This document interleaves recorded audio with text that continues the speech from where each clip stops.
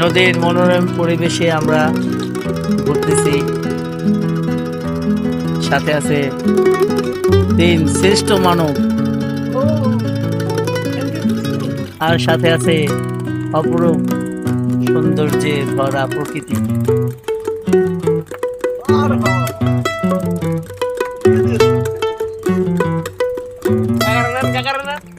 আর আছে আমাদের ঐতিহাসিক মাঝি।